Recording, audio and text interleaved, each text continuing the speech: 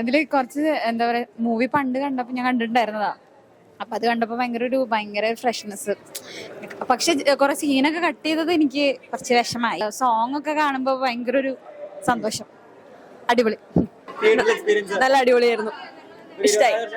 ഏറ്റവും കൂടുതൽ കേൾക്കുന്ന പാട്ടുകൾ റിപ്പീറ്റഡ് പാട്ടുള്ള സോങ്സ് ആണ്. അതെ, അത് ശരിക്കും rhythm of love എന്ന് തന്നെ പറയാം. അതെ. തിയേറ്ററിൽ എക്സ്പീരിയൻസ് ചെയ്തത് എങ്ങനെയുണ്ട്? ഭയങ്കര ഇഷ്ടമായിരുന്നു. വീട്ടിൽ വിചാരിച്ചതാണ് ഈ ഒരു തിയേറ്റർ എക്സ്പീരിയൻസിൽ ആ പാട്ടൊക്കെ കേൾക്കണം എന്നുള്ളത്.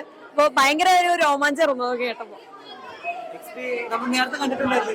ഒരു വട്ടേ കണ്ടിട്ടുള്ളൂ, പക്ഷെ നല്ല വൃത്തിക്ക് ഉണ്ടായിരുന്നു. പിന്നെ തിയേറ്ററിൽ ഇറങ്ങാന്ന് പറയുമ്പോ ഭയങ്കര എക്സൈറ്റഡ് ആയിരുന്നു. അതെ, അടിപൊളി വൈബ്. പാട്ട് ഫ്രഷ്നെസ് ഇപ്പോഴും ഉണ്ട്. അതന്നെ, തിയേറ്റർ എക്സ്പീരിയൻസ് അടിപൊളിയായിരുന്നു. സൂപ്പർ ആയിരുന്നു, നല്ല ഫീൽ ആയിരുന്നു, രോമാഞ്ചം.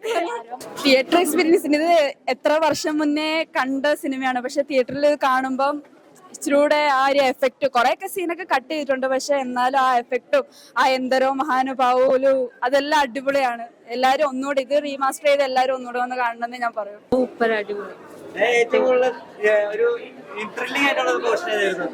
ശരിക്കും പറഞ്ഞാൽ എല്ലാ ഭാഗം നല്ല അടിപൊളിയായിട്ടാണ്. നമുക്ക് ഓരോ മിനിറ്റുകൾ കഴിയുന്നവരെ നമുക്ക് കണ്ടോണ്ടിരിക്കാൻ തന്നെ ഭയങ്കര ഒരു ആവേശം പോലെയാണ്.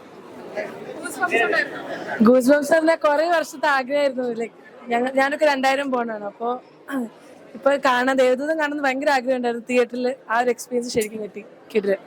സൂപ്പർ ആയിരുന്നു ഈ ഒരു എക്സ്പീരിയൻസ് ഒന്നും പറയാനില്ല.